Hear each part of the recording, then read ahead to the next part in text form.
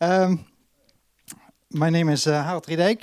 I'm a lecturer researcher at the Hanze University of Applied Sciences. And I'm actually at the moment doing a promotion research, a PhD program at the ISEP, which is connected to the Sorbonne University in Paris. And I would like to tell you something about that. It's about implementing machine learning techniques in human digital twins. What I will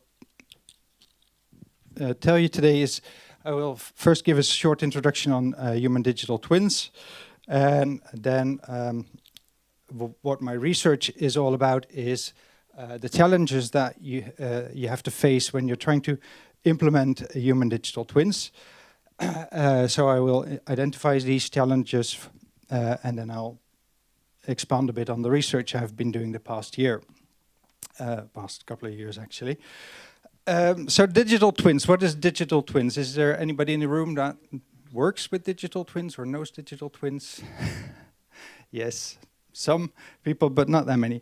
Right, well, digital twins is a term that was coined in the Apollo program in the 1970s. And here you can see a model of a capsule of an Apollo capsule.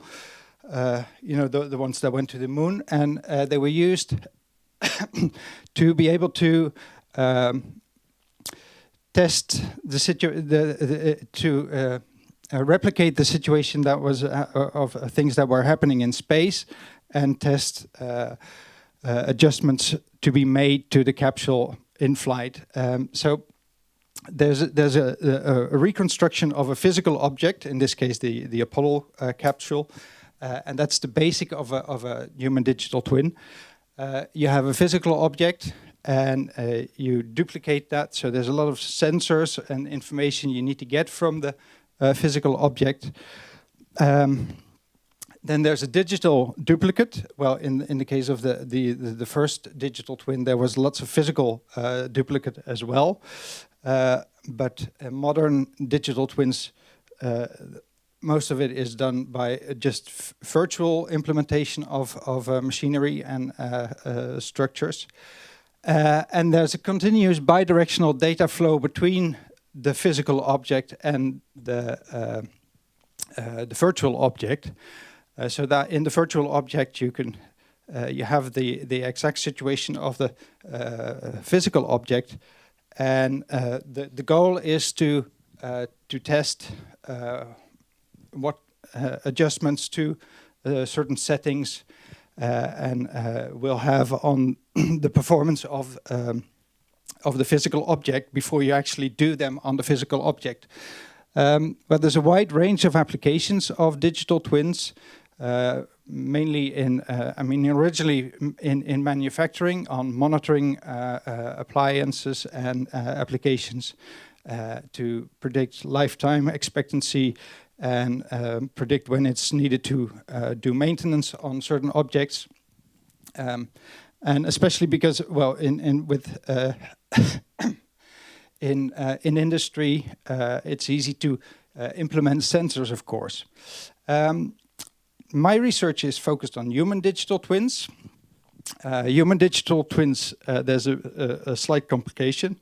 I mean, in the previous century, in the beginning of digital twin time, it wasn't that easy to get sensors and information on the actual physical object, which is a human being.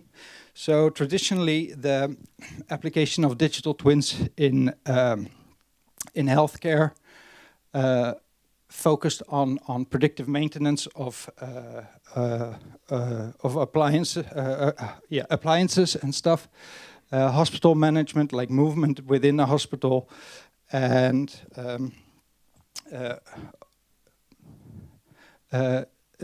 a more complicated thing was digital replicas of organs.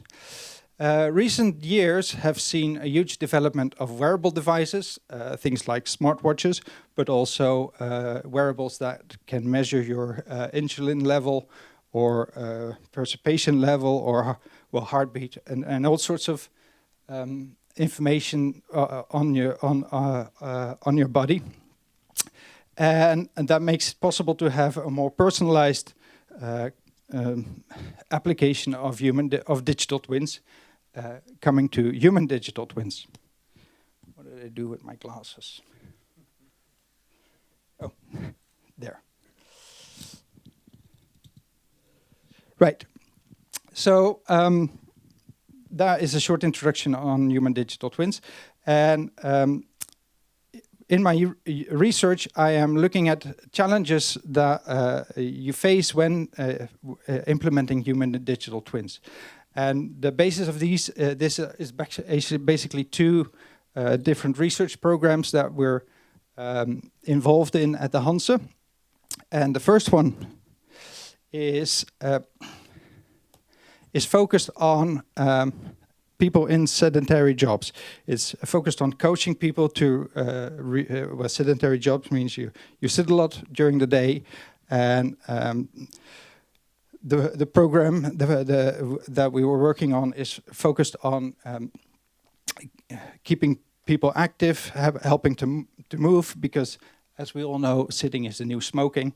So people who sit too much have actually quite a big risk of developing all sorts of diseases like diabetes and possibly also cancer, but also cardiovascular diseases. So the first application, the first data set that I work with is from a personalized coaching application, a virtual fitness coach it's called. And it's a program in which step data is collected. We're using a wearable device in the shape of the Fitbit. And it is focused on helping people to achieve their step goal at the end of the day. We've run a pilot program a while ago, quite a while ago actually. And in that pilot program, we had 48 participants, of which data was collected for 33 weeks. The data consisted of step data, and what we did was we trained models to predict whether or not people would reach their step goal at the end of the day. And one of the things that we noticed is that there's a huge difference between personalized and generic models. As you can imagine, you can use all the data to train one model, but you can also use individual data of each participant to train a model per participant. And what we saw is that if you do these two things, here you see the accuracy of the models and the F1 score of the models. The accuracy is the blue ones, F1 is the red and orange ones. And the light blue is for one model, and the darker blue is for individual models, and the same here, difference between individual and general models. And one thing that you can see in this graph is that there's a difference in best performing model. If you take the general model, the best performing model is the ADA Boost model, I think. And for the individual models, you come to the random forest model as the best performing model. And there's also quite a big difference in optimal performance. So for personal models, the optimal performing is 94%, whereas if you use general models, the highest you can reach is 78%. And the F1 scores show different characteristics in that. There's a huge difference between personalized and general models. The problem with using personalized models is the following. Personalized fitting time is time consuming. If you have to train a model for each person, well, in this case, the optimal model, the random forest, takes 45 seconds per person. But you want to check all the models, so the training for a personal model takes more than that. And the other problem is that you're dealing with personal data, and people, unlike machines, don't have a set pattern in which they behave. They adapt to the situation they're in. So they change their patterns, which means that you have to regularly update your model and renew the model, which means you have to refit and go through the trouble of fitting all the models again. So that's quite time consuming. So that's the first challenge. That's the first data set we were working with. The second data set I'm working with is data collected from integrated clinical pathway at the Nijsmellinge Hospital in Drachten, and a hospital in Tilburg as well. And it's focused on coaching people through their rehabilitation program after knee surgery. The data we have there, as you can see, is collected from 2 hospitals. We have 109 patients of which the data was collected. And of these people, we collect 93 features, which are things like fitness tests, pain experience, and also wearable device information on activity levels. So you see there's 109 patients and 93 features. And then the question is, can we determine feature importance on the length of return to work period? So that's the period it takes to complete the rehabilitation. And that's the second challenge we identified. So the challenges identified are personalization is time consuming, and we often have small sample sizes. This one, there's 109 patients compared to 93 features, so that's not a very good ratio. And here we have 48 participants. So the objective of my research is to optimize model selection. How can I decrease the fitting time? And secondly, how do we gain insight in working with small data sets? So the research, the first step we did in our research was a clustering approach.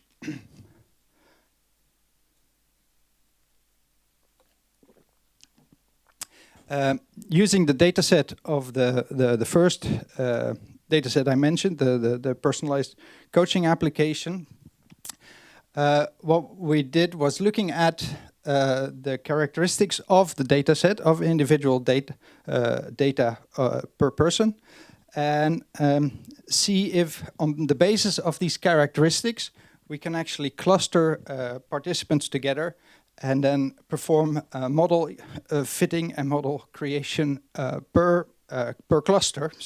So each cluster has one model for a larger number of participants.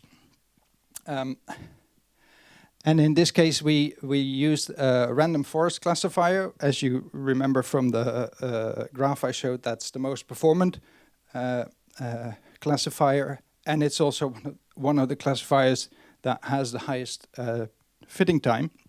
So it's a good model to use in testing the clustering approach. So what we actually did was we looked at the 3 characteristics: the average number of steps, the average cumulative number of steps, so that's the number of steps taken in a day up to a certain hour, and the coefficient of variation of each hour of the number of steps per hour.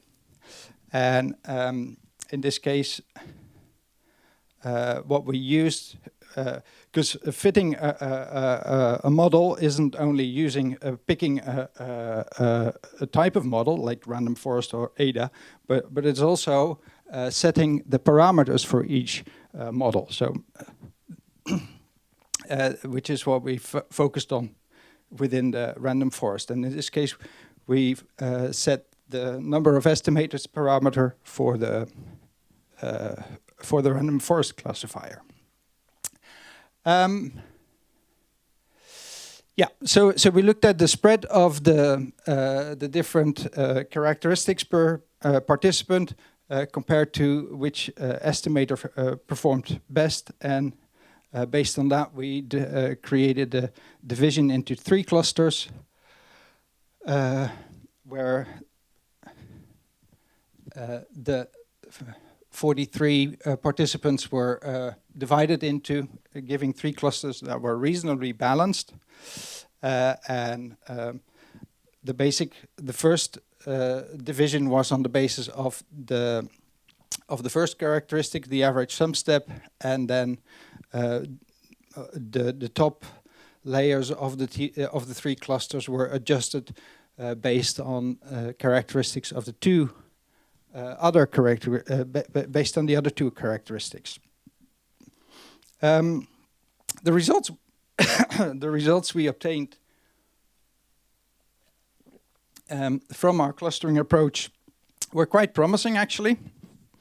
The most important thing is, of course, the accuracy. We looked at the accuracy without the clustering, which was about 93%, which you saw in the first graph as well. And then with the clustering, the accuracy we reached on average per participant was 91%. So that's a pretty reasonable accuracy, which is of course important if you're talking about predicting results in a human digital twin.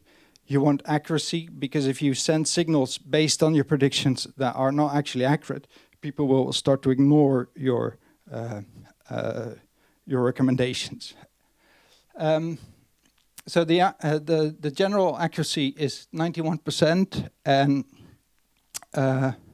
looking at the 3 clusters, you see that the accuracy over all the clusters has about the same accuracy. Second, what was the goal of our research is, can we actually reduce the fitting time? And with the without the clustering, the fitting time was 42 minutes, and with the clustering, we reduced that to 5.7 minutes, which is quite a good result, of course. And looking at the fitting time per cluster, you see that when the model is more complicated, when you have more estimators in the model, of course the fitting time is a bit longer. But in general, that it still gives quite a bit of gain in performance. So the conclusion of our first research was that there is no loss of accuracy when you use a clustering approach, and you can actually achieve a significant reduction of fitting time. Further steps for our research are generalizing the clustering approach. As you maybe realized, we were not using any algorithms to do the clustering.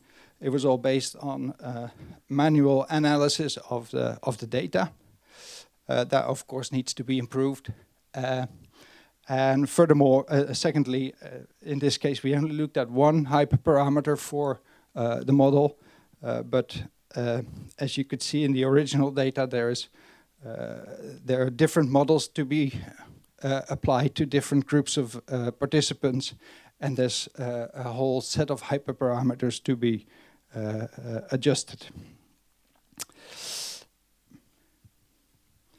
Right. The second step in our research was getting some insight in using small data small data sets, getting information out of the features in small data sets. Going back to the context, the data was collected from the knee arthroplasty rehabilitation program. We had 109 patients and 93 features, and we wanted to determine feature importance on the return to work period. The setup for this research was using recursive feature elimination, which is a step in which you you build a model first on all features. Actually, in our case, we only selected 44 because out of the 93, based on a couple of criteria, we could already reduce the features to 44. And then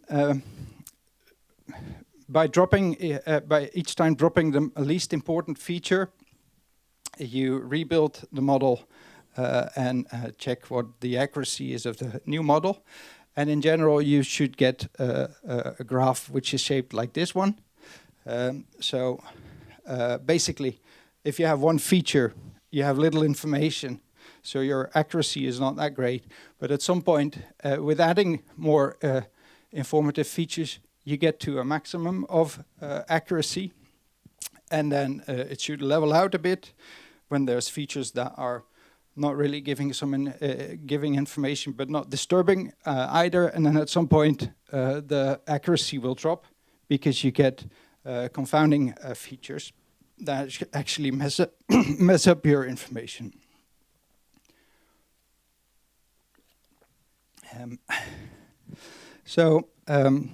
Using that process, we evaluated the results of different models with the feature set we had, and then we applied an optimization in which we looked at the resulting graphs and actually manually, automatically shifted around features and rerun it based on the actual results. So if a feature gave negative impact on the accuracy, it would be moved backwards. But if it gave positive impact on the accuracy, it would be moved forward. Basically, we